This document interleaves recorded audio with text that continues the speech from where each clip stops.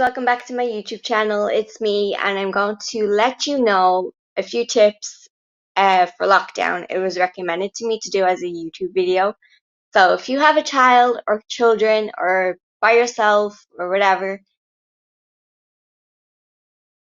these are my tips personally, and it's how I tend to work with lockdown that's in a phase stage, like to open back up the country, but you're still at home right now. So for me is to stay active even if you are staying at home, which is completely fine.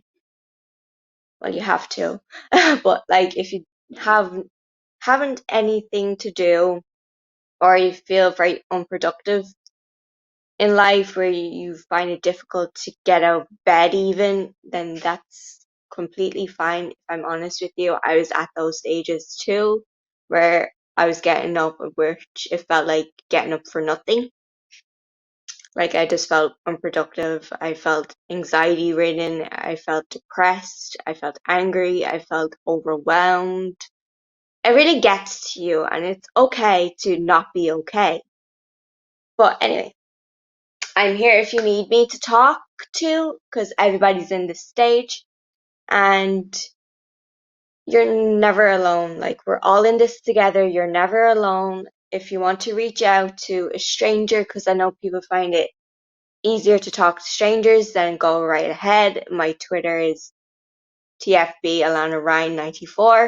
If you want to DM me, I'm open to anything. I'm here to give you an ear or shoulder, whatever you need. I'm here for you, as many people would be here for me too if I needed it. So what I have written down is basically what ideas somebody is giving me, or I personally do it for myself. So my first one is arts and crafts with your children. I do this a lot with my son. He loves to paint, he loves to color, he loves to make stick houses. When he gets destructive, they break, so we don't tend on keeping those, but we keep like ice pop sticks. So when I'm finishing ice cream or something like that, we keep the stick.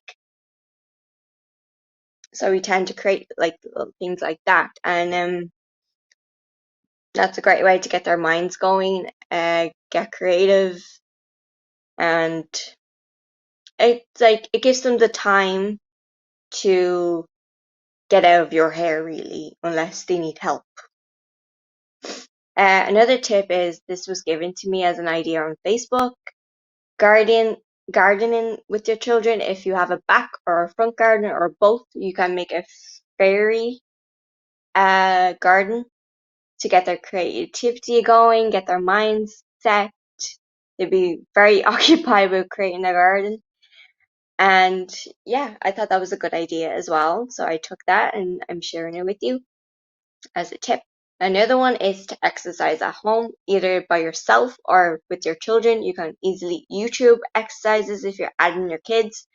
It's a quickest way to get your child worn out, ready for nap time if they're feeling destructive or they're going nuts in your face and you want a mind space, a free zone to get yourself sanity wise, to get yourself back to recharge batteries. This is the best way to add your kids to do exercises where there's loads of jumping, running, I don't know, whatever is on the YouTube video that shows you anything that's so productive for them, which makes them tired. Like, you do this in school as well, I think, where they're doing a lot of playtime to get them tired, to get them settled down in their chair. Do it. Do whatever it takes for you to have a cup of tea and a biscuit by yourself, to have 5 minutes of peace, and get back in touch with your own thoughts and be okay with yourself. And you can also do this for yourself as a great way to control your mental health too. I tend to do it both ways. If I'm feeling so run down in myself, I tend to do like an exercise where it's more mentally mentally advantage for me. And whatever I try to do for my son is to make him exhausted, just to give me the break too, because when you're constantly around with children, you totally see a different side of you and a different side of what your brain can control and what you can take personally. Like, because I know with creches and play schools and schools, that gives you that mental break from children. But since you're constantly with them during a lockdown and stuff like that, it's just sometimes it gets too much, and it does get overwhelming for mothers who stay at home all day with them. I mean, I'm on the same boat, so it does get very overwhelming. I do cry when I can't handle it anymore. Like, I just need that cry and it'd be like I'm fine after. You just need that emotional control to let go and then be like, okay, I'm fine. Doesn't matter if mascara's running down my face, I'm okay. Another one is to stay in touch with yourself. As I said, I've been going through anxiety, depression stages, and then I'm just going to say be open with yourself, be kind with yourself, and always know that you are either a friend call away or family call away where you're like, I need help. Can you talk to me? And I'm sure they do that if they support you, love you, no matter what, and they will take the time. I mean, priorities that way will take the time to be like, okay, what's wrong? Tell me, it's okay. Here's a ear, here's a shoulder if you want to cry. Just stay in touch with yourself. Like, it's very important to know what you're feeling and knowing that it's okay to not be okay. Um, Another one is yoga for the peace of mind. Like I said, you need to do an exercise mentally that's beneficial for you, and yoga is one of them. No matter what people say, yoga really helps you focus, helps you get the correct mindset for the day, and then if you're feeling wiped out, just do a yoga class. Like, in your house, put a yoga tape on your TV with the YouTube app and be like, do that for 10 minutes. And you should be fine, personally. Another one is stay positive. I know that coming from me, who's had so many breakdowns during lockdown, it's hard to stay positive. We all have been there, but truly, you need to stay positive for yourself, for your family, and for your child, because your child has no idea what's going on. You do, but you have to stay focused, stay positive, stay on board, and stay on your boat, and stay in your mental lane where you have to say everything is okay. Even if it's not okay on the outside world, everything's okay at home, and you make everything positive, fun, and try your best every day, no matter how hard it is. Just try your best, even if it's not feeling very productive or if you feel like you wasted your whole day on nothing. That's okay. I've wasted so many days where I felt like I got nothing done at all.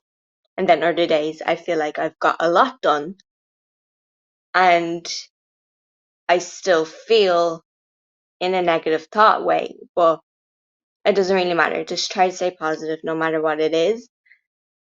I know it's hard, but all you can do is try. Another one is to stay away from researching or searching the problem at hand if you can help it, because it will affect your mood. I've done this in the very beginning where I kept searching what's happening, and then when the weeks went by, I stopped searching because it really got me down and got me down on when the country was going to open again and how long it was going to stay closed for, and I couldn't cope with it really, so I stopped. Because if my anxiety was hitting the roof or I was getting like in these negative thought ways, like depression, I felt depressed anyways. I'm not I'm like, I haven't been diagnosed with depression or anything, but you can feel like a depressed mood. That's what I'm saying.